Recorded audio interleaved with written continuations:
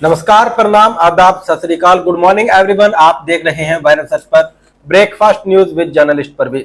तो दोस्तों, करते हैं कार्यक्रम का आगाज अनेक खबरों के साथ। तो सबसे पहले चलते हैं सुर्खियों की ओर। बुधवार दोपहर गुरुग्राम में हुई बारिश की वजह से मौसम में आई ठंडक, आज भी हल्की फुल्की बारिश के आसार। सेक्टर 15 इलाके में बैंक एटीएम काटने पहुंची दो महिलाएं, गैस कटर के साथ एटीएम को काटने का किया प्रयास। अलार्म बजते ही भाग गई दोनों चोरनी महिलाएं। 4 दिन से एटीएम के बाहर सड़क पर ही सो रही थी दोनों। गुरुग्राम में बुधवार को 46 कोरोना संक्रमण के नए मामले आए, जबकि एक दिन में 52 कोरोना संक्रमित मरीज हुए ठीक। गुरुग्राम में लगातार बढ़ रहे हैं डेंगू के मामले। बुधवार को भी 3 नए डेंगू के केस आने के बाद डेंगू के कुल मरीजों की संख्या बढ़कर हुई 29। गुरुग्राम नगर निगम सदन की आज होगी बैठक। नगर निगम के 14 वार्डों में से एक भी पार्षद ने नहीं भेजे कोई एजेंडे। डॉग बाइट के बढ़ते मामलों पर आरडब्ल्यू ने जारी किया सर्कुलर। सेक्टर 3, 5 और 6 की आरडब्ल्यू के रेजिडेंट्स को नगर निगम से अपने डॉगी का रजिस्ट्रेशन करवाने के लिए जारी किया गया सर्कुलर। सड़क किनारे और घरों के बाहर खड़ी कारों के साइलेंसर चोरी करने के आरोप में सेक्टर 17 क्राइम ब्रांच की टीम ने 2 आरोपियों को किया गिरफ्तार। आरोपियों की पहचान इंदल सिंह और दानिश अलवी के तौर पर हुई। एवीएल 36 सोसाइटी में ऑक्यूपेंसी सर्टिफिकेट की शर्तों का उल्लंघन करने के आरोप में टाउन एंड कंट्री प्लानिंग विभाग ने आरडब्ल्यू बिल्डर कंपनी को नोटिस भेजा। 1 सप्ताह में मांगा जवाब, जांच के बाद होगी कार्रवाई। डीएलएफ फेज 3 इलाके में टाउन एंड कंट्री प्लानिंग विभाग द्वारा सील किए गए 3 मकानों की सील को बिना परमिशन तोड़ा गया। तीनों मकान मालिकों के खिलाफ केस दर्ज करने की सिफारिश। तो ये थी समाचार पत्रों की सुर्खियां कि कल आपके गुरुग्राम में क्या हुआ, क्या होने वाला है, क्या जानकारियां है, क्या प्रशासन की ओर से दिशा निर्देश है। तो चलते हैं अभी खबरें विस्तार से। आयुध डिपो के प्रतिबंधित दायरे में निर्माण कार्य जोरों पर, न्यायालय के आदेशों की उड़ाई जा रही हैं धज्जियां। पंजाब केसरी के गुरुग्राम एडिशन की हम यहाँ पे बात कर रहे हैं। सबसे पहली खबर है कि आयुध डिपो के परिधि 900 मीटर के तहत निगम कर्मचारियों एवं अधिकारियों की मिली भगत से न्यायालय के आदेशों की सरेआम धज्जियां उड़ाई जा रही हैं। इस प्रतिबंधित क्षेत्र में निर्माण कार्य जोरों पर है। निगम के अधिकारी एवं कर्मचारी वैसे तो समय समय पर क्षेत्र का दौरा करते हैं, लेकिन जो निर्माणाधीन भवन है उनकी तरफ रुख नहीं करते। इसके पीछे निर्माणकर्ता व कर्मचारियों के बीच का तालमेल है। बताया जाता है कि निर्माणकर्ता अगर नगर निगम अधिकारियों से तालमेल नहीं करता है तो उसके निर्माण को तोड़ दिया जाता है या फिर सील कर दिया जाता है। जो निर्माणकर्ता अधिकारियों से और कर्मचारियों से तालमेल बिठा लेता है तो वह 6 मंजिल तक नई बिल्डिंग तैयार करके उसको बेचने में भी कामयाब हो जाता है। इस क्षेत्र में वैसे तो न्यायालय द्वारा नव निर्माण पर पूर्ण प्रतिबंध है और उच्च प्रशासनिक अधिकारियों ने भी उच्च न्यायालय में यह शपथ पत्र दायर किया है कि इस क्षेत्र में कोई भी नव निर्माण नहीं हो रहा है। लेकिन उसके बावजूद आयुध डिपो की सीमा से बिल्कुल सटे लोग निर्माण कार्य कर रहे हैं, जो कि आयुध डिपो के साथ साथ गुड़गांव क्षेत्र के निवासियों के लिए भी बहुत हानिकारक है। क्योंकि आयुध डिपो में इतना असला बारूद है कि अगर एक छोटी सी चिंगारी भी उसमें लग गई तो यह आयुध डिपो के 200 किलोमीटर तक के एरिया को समाप्त कर सकता है। बहुत ही खतरनाक स्थिति उत्पन्न हो सकती है, किसी भी अनहोनी की घटना हो सकती है, किसी भी लापरवाही की वजह से। हालांकि हाईकोर्ट के अंदर अधिकारियों ने एफिडेविट दिया हुआ है कि यहाँ पे कोई निर्माण नहीं हो रहा है, लेकिन जमीनी हकीकत क्या है वो आपके सामने है। और पिछले कुछ दिनों की बात करें, वहां पे अवैध रूप से जो गोदाम बने हुए थे बिल्कुल आयुध डिपो क्षेत्र से सटे हुए 100 मीटर के एरिया में ही प्लास्टिक की टंकियों के गोदाम में आग लगी थी। बड़ी भयंकर आग लगी थी। 2 या 3 दमकल विभाग की गाड़ियों ने उस पर बड़ी मशक्कत से काबू पाया था। 3 बसों में भी आग लग गई थी। और ऐसी स्थिति में अगर ये जानकारी के अकॉर्डिंग माना जाए तो कितनी खतरनाक वो स्थिति हो सकती थी। लेकिन उसके बावजूद भी प्रशासन क्यों नहीं जाग रहा है? क्यों एक छोटे लालच के चक्कर में वहां पे गुरुग्राम का या यूं माने पूरे प्रदेश का एक बड़ा नुकसान करने पे तुला हुआ है? हाई कोर्ट के आदेशों की अवहेलना क्यों हो रही है? क्यों उच्च अधिकारी इसके ऊपर ध्यान नहीं दे रहे हैं? तो कहीं ना कहीं जांच का विषय है। अगली खबर पे हम चलते हैं। एटीएम के कैबिन में घुसकर 2 महिलाओं ने की चोरी की कोशिश, अलार्म बजने पर भागी। अभी जो हम सुर्खियों की बात कर रहे थे, गुड़गांव के सिविल लाइन थाना क्षेत्र के सेक्टर 15 पार्ट 1 स्थित महाराष्ट्र बैंक के एटीएम के साथ 2 महिलाओं द्वारा रात 12:30 बजे छेड़छाड़ कर चोरी करने का प्रयास किया गया, लेकिन उसी समय अलार्म बजने पर दोनों महिलाएं भाग गई। पुलिस ने बैंक मैनेजर की शिकायत के आधार पर केस दर्ज कर लिया है और सीसीटीवी फुटेज को खंगालना शुरू कर दिया है। महाराष्ट्र बैंक की सेक्टर 15 पार्ट 1 की स्थित शाखा के मैनेजर आशुतोष राजन ने सिविल लाइन थाना में दी शिकायत में बताया कि मंगलवार रात 12:30 बजे के आसपास हमारे बैंक के एटीएम से 2 अज्ञात महिलाएं चोरी करने की कोशिश कर रही थी। जो एटीएम के अलार्म बजे तो वह डर के कारण भाग गई। सुबह एटीएम से छेड़छाड़ की कोशिश हुई मिली तो बैंक के बाहर लगे सीसीटीवी कैमरा व एटीएम के अंदर के कैमरा को चेक किया गया तो 2 अज्ञात महिलाएं एटीएम के कैबिन में दिखाई दी और बाद में भागते दिखी। मैनेजर की शिकायत पर पुलिस ने जांच शुरू कर दी है। कहीं ना कहीं ऐसी सिचुएशंस में और ऐसी जगहों पर पहले ही सचेत होने की जरूरत है कि अगर कोई अज्ञात व्यक्ति वहां पे पिछले कुछ दिनों से सो रहा है या वहां पे आया है तो कहीं ना कहीं पुलिस को इन्फॉर्म कर देना चाहिए। हम वेट नहीं करें कि कोई अनहोनी हो उसके बाद हम सीसीटीवी फुटेज खंगालें। गुरुग्राम के अंदर 1810 एकड़ की जो जमीन का मामला तूल पकड़ता नजर आ रहा है। कहीं भी प्रशासन सरकार की तरफ से अभी तक कोई आश्वासन या यूं के सांत्वना पूर्वक कोई अभी तक जवाब नहीं मिला है, जिसकी एवज में जो आंदोलन है वो लगातार बढ़ता जा रहा है और जो विपक्ष के कई नेता भी वहां पे अभी तक आ चुके हैं। राकेश टिकैत किसान नेता वो भी वहां पे पहुंच चुके हैं। अब देखना ये होगा कि कब इसका फैसला हो पाएगा। लेकिन जो अभी खबर हमारे पास है 18 को होगी किसान महापंचायत।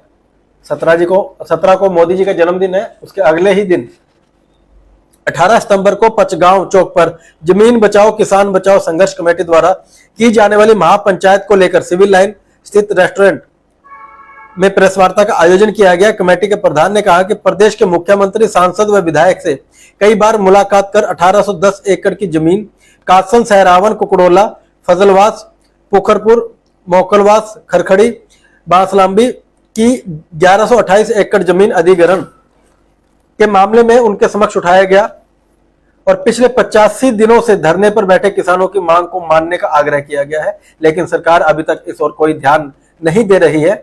उन्होंने कहा कि धरने में निर्णय लिया गया है कि 18 सितंबर को पचगांव चौक पर एक किसान महापंचायत का आयोजन करने का निर्णय लिया गया है, जिसमें पूरे भारतवर्ष से किसानों को आमंत्रित किया जाएगा। उस दिन टोल भी फ्री किया जाएगा। अब टोल फ्री की बात करें, वैसे तो बहुत समय पहले यहां से हट जाना चाहिए था। स्थानांतरित करने के आदेश मुख्यमंत्री द्वारा दिए गए थे, या यूं कहे कि एक वादा मुख्यमंत्री द्वारा किया गया था। चुनावों के समय मुख्यमंत्री जी ने कहा था कि यह टोल यहां से हट जाएगा। उसके बाद बादशाहपुर विधायक राकेश दौलताबाद ने भी वायरल सच के कैमरे पे स्टेटमेंट दी थी कि 31 जुलाई तक अगर टोल नहीं हटा तो सरकार को भुगतना होगा अंजाम। अब वो क्या अंजाम भुगतना पड़ा ये सभी के सामने है। टोल भी वही है, विधायक जी भी वही है। लेकिन अब ये देखना होगा कि क्या किसानों की मांग पूरी हो पाएगी, क्या वो टोल वहां से हट पाएगा, आखिर क्या प्रदर्शनों के दौरान टोल फ्री करके एक सांकेतिक वहां पे जो धरना प्रदर्शन है, रोष प्रदर्शित करने का ये तरीका, क्योंकि अभी अहीर क्षेत्र के अंदर अहीर रेजिमेंट को लेकर जो मांग चल रही है उसमें भी धरने को लेकर कई बार इस टोल को फ्री किया जा चुका है और आगामी 23 सितंबर को भी एक बड़े आंदोलन की चेतावनी वहां पे दी जा चुकी है। आरटीए की ताबड़तोड़ कार्रवाई, नियमों का उल्लंघन करने वाले 48 वाहनों को किया काबू। टीम ने करीब 5 लाख रुपए का किया है जुर्माना। अवैध ट्रांसपोर्टरों में मचा हड़कंप। आरटीए की टीम ने बिना किसी दबाव के इन वाहनों पर कार्रवाई की। पकड़ी गई गाड़ियों के कारण रोडवेज वर्कशॉप परिसर पूरी तरह वाहनों से भर गया। तो दोस्तों, रोजाना हम आपसे समाचार पत्रों की सुर्खियां और समाचार पे विस्तार से चर्चा करते हैं, लेकिन आपका कर्तव्य, आपका दायित्व या आपका सपोर्ट, आपका प्यार यही कहता है कि आप इस वीडियो को जल्दी से जल्दी अभी शेयर कर दें, लाइक कर दें और अपने कमेंट्स भी आप इसमें डाल सकते हैं। और आगे अगर हम बात करें कि अभी जो सीजन चल रहा है, एकदम से मौसम ने भी बदलाव करवट ली है। कल शाम से ही जैसे बारिश हुई उसके बाद एक मौसम ने करवट ली, लेकिन बीमारी ने अपने पांव पसारने शुरू किए। एनबीटी गुड़गांव टाइम्स की खबर की हम बात करें तो बुखार के मरीजों के लिए अब शाम को भी ओपीडी रैपिड रिस्पांस टीम बनी। सेक्टर 10 पटौदी व सोना स्थित सिविल हॉस्पिटल में अब इवनिंग ओपीडी भी चालू कर दी गई है। यह ओपीडी शाम को 5 बजे से 7 बजे तक खुली रहेगी। डेंगू और वायरल के बढ़ते प्रकोप को देखकर यह फैसला किया गया है। इवनिंग ओपीडी सिर्फ फ्लू के मरीजों के लिए चलेगी। छुट्टी वाले दिन यह ओपीडी सुबह 10 बजे से दोपहर 1 बजे तक ही खुली रहेगी। वही स्वास्थ्य विभाग की ओर से रैपिड रिस्पांस टीम का गठन किया गया है, जिसमें एक डॉक्टर, फार्मासिस्ट और लैब टेक्नीशियन को शामिल किया गया है। जरूरत पड़ने पर यह टीम बुखार रोगी का इलाज करने के साथ जांच के लिए ब्लड सैंपल भी कलेक्ट करेगी। सुबह 8 बजे से दोपहर 2 बजे तक अस्पताल में चलने वाली ओपीडी में रोजाना की तरह मरीज इलाज करवा सकेंगे, उसमें कोई बदलाव नहीं किया गया है। वहीं दूसरी ओर प्रशासन द्वारा कहीं ना कहीं एहतियात बरतने के आदेश यहाँ पे निर्देश दिए गए हैं कि बीमारी से लड़ना है। स्वास्थ्य विभाग ने किया रैपिड रिस्पांस टीम का गठन। छुट्टी वाले दिन भी 10 बजे से दोपहर 1 बजे तक खुलेगी फीवर ओपीडी। तो doctor Virendra Yadav, civil surgeon, उनका कहना है कि इन दिनों वायरल व सामान्य बुखार के काफी मरीज आ रहे हैं। ऐसे में इवनिंग शिफ्ट में ओपीडी चालू कर दी गई है। स्टाफ की कमी नहीं आने दी जाएगी। छुट्टी वाले दिन भी फीवर ओपीडी को खोले जाने की व्यवस्था की गई है। तो कहीं ना कहीं प्रशासन अपने तरफ से पूरे इंतजाम कर रहा है और कहीं ना कहीं आपको भी सचेत होने की जरूरत है कि हम अपने आसपास सफाई का ध्यान रखें, अनेक चीजों का ध्यान रखें, अपने खाने पीने का ध्यान रखें और कोशिश करें बीमारियों से बचे रहें। कूड़ा उठाने पर हुए विवाद में मजदूर की गला दबाकर हत्या।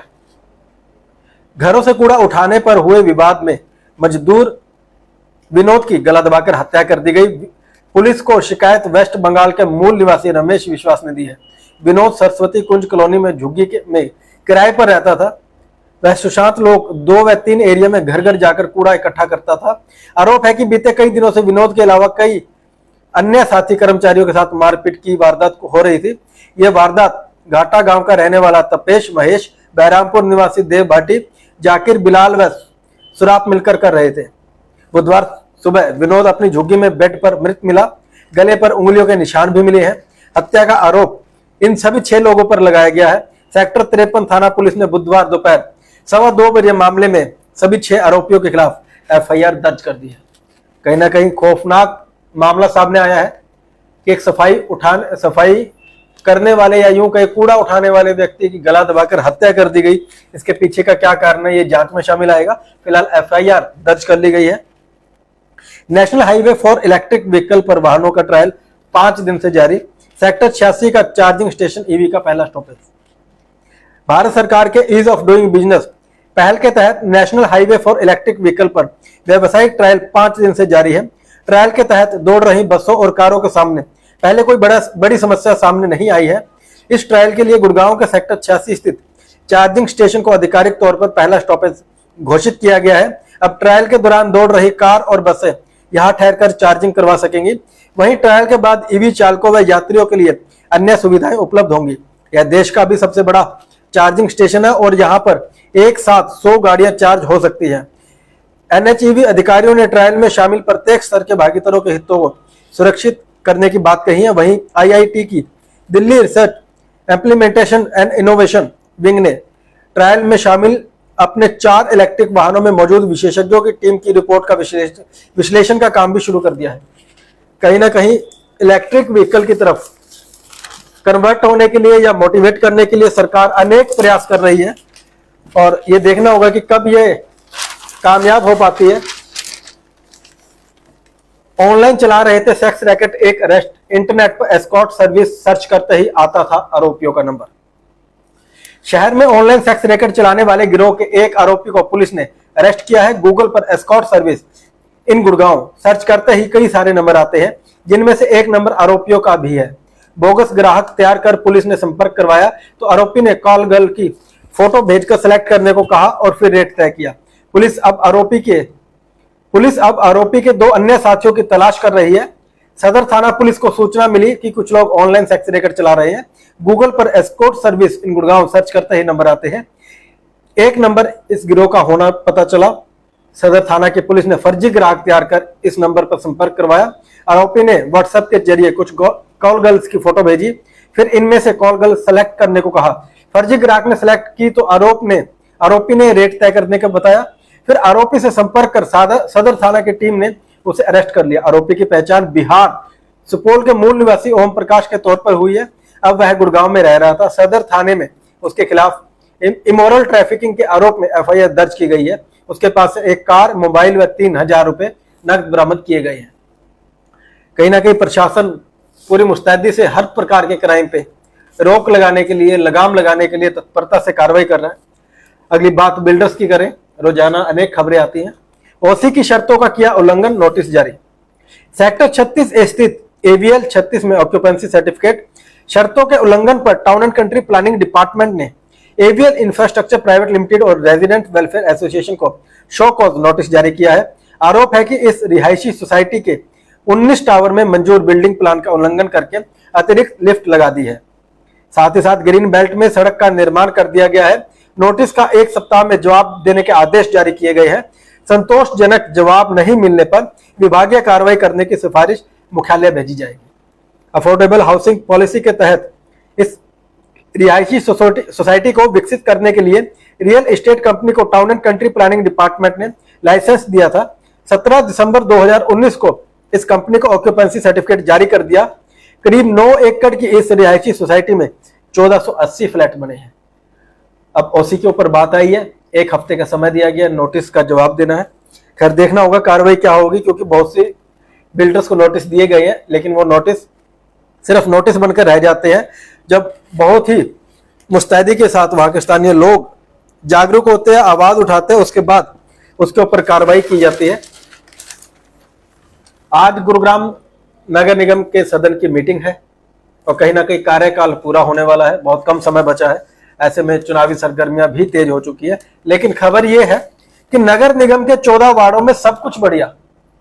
वैसे खैर 35 वार्डों में सब कुछ कितना बढ़िया है ये आपसे बेहतर कोई नहीं जानता है। रोजाना वायरल सच पे जो वार्ड वाइज शाम को कार्यक्रम चलता है connecting Gurugram with anchor Manpreet, उसके अंदर आप सभी लोग अपने वार्डों की समस्या बताते हैं कि पार्षद जी ने विकास किया या विनाश।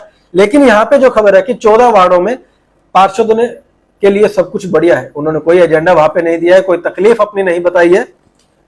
नगर निगम के 14 वार्डों में सब कुछ बढ़िया है। इन वार्डों में आ रहे गांवों, कॉलोनियों, सेक्टर में किसी तरह की कोई शिकायत नहीं है। गुरुवार को होने वाली नगर निगम के सदन की बैठक में इन वार्डों के पार्षदों ने किसी तरह की शिकायत को नहीं रखा। नगर निगम की मेयर मधु आजाद की अध्यक्षता में सुबह 11:30 बजे सिविल लाइन स्थित जोन हॉल में यह बैठक होगी। वार्ड नंबर 5 से रिंपल यादव ने सदन की बैठक के लिए अपनी कोई शिकायत नहीं रखी है।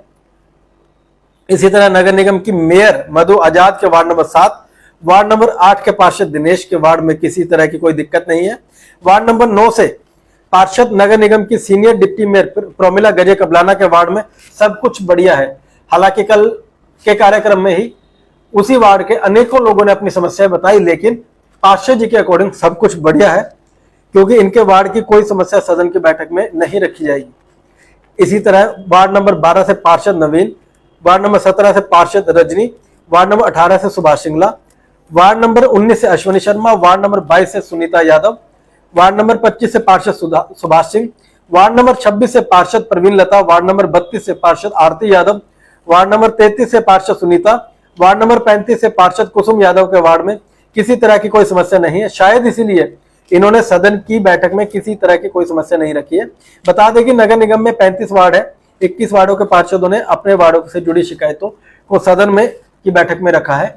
हालांकि इसका दूसरा पहलू देखा जाए तो शायद कुछ पार्षदों का यह भी मानना है कि जितने भी एजेंडे नगर निगम की सदन की बैठक में रखे जाते हैं, भले वो पास हो या फेल, पास होने के बाद भी उनके ऊपर जमीनी स्तर पे काम नहीं हो पाता। कुछ पार्षदों का यह कहना है कि पहले जो उन्होंने एजेंडे दिए थे उसके ऊपर कितना काम किया, वे उस पर बात करना चाहते हैं। तो दोस्तों लगातार हम आपको खबरें यहाँ पे बताते रहते हैं। आपसे बस वही एक ही रिक्वेस्ट बार बार कि आप इस वीडियो को शेयर करें, लाइक करें, ताकि आपके दोस्तों के पास भी ये जानकारियां पहुंच सके। जजपा से उप मुख्यमंत्री के विशेष सहायक चौहान ने दिया त्याग पत्र। चुनावी सरगर्मियां तेज हो चुकी है। कुछ पार्षद जेजेपी में जा रहे हैं तो कुछ आम आदमी पार्टी में जा रहे हैं और कुछ को सत्ता पक्ष पकड़ के रखने में प्रयास कर रहा है। जननायक जनता पार्टी से मोह भंग होकर पार्टी छोड़ने वालों की संख्या बढ़ती जा रही है। 2 दिन पहले पटौदी मंडल अध्यक्ष सहित कई लोगों ने त्याग पत्र देकर जिला अध्यक्ष ऋषिराज राणा पर उपेक्षा करने का आरोप लगाया था। बुधवार को उप मुख्यमंत्री दुष्यंत चौटाला के विशेष सहायक महेश चौहान ने समर्थकों के साथ पार्टी छोड़ दी। उन्होंने आरोप लगाया कि पार्टी में अजय चौटाला के करीबियों को महत्व देने की बजाय उपेक्षित किया जा रहा है। पार्टी के विशेष कार्यक्रमों से उन्हें दूर रखा जा रहा है। बोराकला निवासी महेश चौहान पिछले 26 साल से चौधरी देवीलाल परिवार से जुड़े हुए थे। वह अजय सिंह चौटाला के खास माने जाते थे। उप मुख्यमंत्री ने उन्हें अपना विशेष सहायक बनाया था। हालांकि उनका जिला अध्यक्ष ऋषिराज राणा से 36 का आंकड़ा था। 2 दिन पहले पार्टी छोड़ने वाले पदाधिकारी तथा पार्टी सदस्य महेश चौहान के समर्थक ही माने जाते हैं। महेश के अलावा चौधरी देवीलाल परिवार से पिछले 45 वर्षों से जुड़े रहे बोड़ाकला निवासी व्योव्रत जजपा कार्यकर्ता फूल सिंह सैनी सहित 9 कार्यकर्ताओं ने पटौदी में बुलाई पत्रकार वार्ता में पार्टी की प्राथमिक सदस्यता से त्याग पत्र देने की घोषणा की और आरोप लगाया कि पार्टी में कार्यकर्ताओं की उपेक्षा हो रही है। त्याग पत्र देने वाले कार्यकर्ताओं ने कहा कि उन्हें पार्टी कार्यक्रमों की सूचना तक नहीं दी जाती। प्रीतम लाल गुप्ता, ताज मोहम्मद, राज सिंह चौहान, राम अवतार सैनी और अन्य ने पार्टी छोड़ दी। कहीं ना कहीं बड़ा झटका जजपा के लिए माना जा सकता है कि चुनावी सरगर्मियां तेज हो चुकी है, तो कहीं ना कहीं अब उठापटक भी जारी रहेगी। रिहायशी मकान में व्यवसायिक गतिविधियां चलाने पर डीटीपी ने थमाया नोटिस, 7 दिन में जवाब दाखिल करने के दिए निर्देश। टाउन एंड कंट्री प्लानिंग के डीटीपी इन्फोर्समेंट ने लाइसेंस कॉलोनियों के रिहायशी मकानों में चल रही व्यवसायिक गतिविधियों पर कड़ा रुख अपनाया है। डीएलएफ फेज 3 के बाद अब डीएलएफ फेज 1 स्थित गोल्फ कोर्स रोड पर चल रही व्यवसायिक गतिविधियों के कारण बताओ नोटिस जारी किया गया है और 7 दिन में ही के भीतर डीटीपीई कार्यालय में जवाब दायर करने के निर्देश दिए गए हैं। डीटीपीई अमित मधोलिया द्वारा भेजे गए नोटिस के अनुसार डीएलएफ फेज 1 स्थित गोल्फ कोर्स रोड पर लगने वाले A14 में A26 रोड पर बड़े प्लाटों में रिहायशी मकानों का निर्माण कर व्यवसायिक गतिविधियां संचालित की जा रही हैं। इसे लेकर लगातार आसपास के निवासियों की शिकायतें भी प्राप्त हो रही थी। डीटीपी इन्फोर्समेंट कार्यालय की टीम द्वारा किए गए सर्वे के अनुसार कुल 20 मकानों में व्यवसायिक गतिविधियां संचालित की जा रही हैं। इन मकानों में व्यवसायिक गतिविधियां चलाने के लिए हरियाणा बिल्डिंग कोड के नियमों का भी उल्लंघन किया गया है। ऑक्यूपेशन सर्टिफिकेट हासिल करने के बाद इनमें बदलाव किए गए, इन्हें व्यवसायिक गतिविधियों के हिसाब से तैयार किया गया है। तो कहीं ना कहीं प्रशासन अपना शिकंजा कसता यहाँ पे नजर आ रहा है। अवैध निर्माण की करे, अवैध अतिक्रमण की करे या फिर अवैध रूप से व्यवसायिक गतिविधियां चलाने की। यहाँ पे वाटिका इंडिपेंडेंट फ्लोर्स के निवासियों को झेलनी पड़ रही है 10 घंटा बिजली कटौती। विपुल वर्ल्ड के लोगों की भी यही समस्या है कि अप्रूव्ड अथोराइज्ड कॉलोनी में मकान लेने, फ्लैट लेने के बाद, और वो भी करोड़ों के फ्लैट लेने के बाद उन्हें बिजली कनेक्शन नहीं मिल रहे। लगातार वायर सच द्वारा भी इस मुहिम को आगे बढ़ाया जा रहा है कि कहीं ना कहीं मुख्यमंत्री जी तक ये आवाज पहुंचे। हालांकि वो फेस टू फेस भी उन्हें मिल चुके हैं, आखिर क्यों बिल्डर के खिलाफ एक्शन नहीं ले पा रहे, ये एक बड़ा सवाल है यहाँ पे। लेकिन यहाँ पे जो अगली खबर है, वाटिका इंडिपेंडेंट फ्लोर्स के निवासियों को झेलनी पड़ रही है 10 घंटा बिजली कटौती। बिल्डर ने 6 साल बाद भी नहीं बनाया 33 केवीए इंफ्रास्ट्रक्चर, 10 केवीए पर है निर्भरता। जीवन का सुकून पाने के लिए इंडिपेंडेंट फ्लोर्स खरीदा। जमा पूंजी मकान खरीदने में लगाने के बाद निवेशक शहरी जीवन की सबसे मूलभूत जरूरत बिजली के लिए रोजाना लड़ाई लड़ रहे हैं। बिल्डर और बिजली निगम के अधिकारियों की लापरवाही का खामियाजा सोसाइटी निवासियों को सहना पड़ रहा है। सेक्टर 83 वाटिका के इंडिपेंडेंट फ्लोर के निवासियों को 11 केवीए लाइन से ही बिजली की आपूर्ति की जा रही है। सोसाइटी में बसावट बढ़ने के साथ ही बिजली की बेहतर आपूर्ति नहीं हो पा रही है। ओवरलोड होने के कारण लाइन में अक्सर फॉल्ट आते हैं। तो यह समस्या आम समस्या बन चुकी है कि बिल्डर और बिजली निगम की जो खामियाजा है, लापरवाहियां है, उसका जो भुगतान वहां के लोगों को क्यों करना पड़ रहा है, इसका सवाल अभी तक ना सरकार के पास है ना प्रशासन के पास है। अगर सवाल का जवाब है तो जवाब देने के लिए तैयार नहीं है, किसी के कानों पे कोई जूं तक नहीं रेंग रही है। ग्रीन बेल्ट और सरकारी जमीन पर लगे हैं 49 यूनिपोल विज्ञापन, हटा एक भी नहीं। विज्ञापन शाखा एनफोर्समेंट टीम नहीं कर रही है कोई कार्रवाई, विज्ञापन बाइलॉज की अनदेखी। गुरुग्राम नगर निगम क्षेत्र में विज्ञापन बाइलॉज 2022 के नियमों की अवहेलना की जा रही है। आरटीआई से मिली जानकारी के मुताबिक कुल 49 यूनिपोल विज्ञापन ग्रीन बेल्ट, आरडब्ल्यू सड़क विस्तार आदि के लिए सड़क के साथ लगती जमीन और सरकारी जमीन पर लगे हुए हैं। नगर निगम ने ऐसे अवैध विज्ञापनों की सूची तो 1 महीने पहले ही तैयार कर ली थी, लेकिन विज्ञापन शाखा के अधिकारियों की निजी एजेंसियों से साठगांठ के चलते कोई कार्रवाई नहीं हुई है। सबसे ज्यादा यूनिपोल विज्ञापन सोना रोड की ग्रीन बेल्ट में लगे हैं। आरटीआई की जानकारी के अनुसार जोन 4 में कुल 26 यूनिपोल ग्रीन बेल्ट में लगे हुए हैं। गोल्फ कोर्स रोड पर, golf course road extension, Delhi Jaipur highway, DLF क्षेत्र, साइबर हब, सेक्टर 62, 65, 67 स्थित अन्य जगहों पर अवैध विज्ञापन लगे हुए हैं। ग्रीन बेल्ट और आरओडब्ल्यू में विज्ञापन पर कार्रवाई नहीं करने से निगम अधिकारियों की कार्य प्रणाली संदेह के घेरे में। हालांकि कार्रवाई काफी लंबे समय से संदेह के घेरे में है। बात 800 करोड़ के विज्ञापन घोटाले की हो या यूं कहें कि हर प्रति वर्ष लगभग 50 करोड़ की सालाना इनकम जो गुरुग्राम नगर निगम को हो सकती है, गुरुग्राम नगर निगम के खजाने भर सकती है, उस पर हो, लेकिन प्रशासन कोई कार्रवाई करने के लिए तैयार नहीं है। हाई कोर्ट से बात करें कि हाई कोर्ट के आदेश आ चुके हैं, उसके बाद कोई भी इसके ऊपर कार्रवाई नहीं है। माना जा चुका है, नगर निगम खुद मान चुका है कि लगभग 800 करोड़ रुपए उन्हें अभी वसूलना है, लेकिन एजेंसियों से क्या सांठगांठ है इसका अभी तक कुछ मालूम नहीं हो पाया है। और लेकिन चूना लग रहा है तो गुरुग्राम की जनता को, गुरुग्राम के विकास को, और ये चूना कौन लगा रहा है ये जांच का विषय है। बार बार एक ही बात कि प्रदेश के मुख्यमंत्री जी को इसके ऊपर संज्ञान लेना होगा, क्योंकि गुरुग्राम ग्रीवेंस कमेटी के चेयरमैन भी वो खुद है, वो खुद इसकी निगरानी करते हैं, तो उन्हें निगरानी बहुत अच्छे से करनी होगी। इसी की तरह रोजाना आपसे हम मिलते रहेंगे अनेक खबरों के साथ, तमाम जानकारियों के साथ कि आपके गुरुग्राम में क्या होने वाला, क्या नहीं होने वाला। लेकिन हम रोजाना आपको याद दिलवाते रहेंगे इस बार की दिवाली वायरस सर्च के साथ। दिवाली मेला बाय वायरस सर्च 22 और 23 अक्टूबर को आप जरूर आइएगा। आप सभी आमंत्रित हैं। गुरुग्राम के सेक्टर 4 के कम्युनिटी सेंटर में हम मिलेंगे, वहां पे दिवाली एंजॉय करेंगे। लेकिन आपसे वही रिक्वेस्ट, इस वीडियो को अभी शेयर कर दें, लाइक कर दें, और आज शाम को आप देखना न भूले connecting Gurugram with anchor Manpreet, ठीक 5 बजे।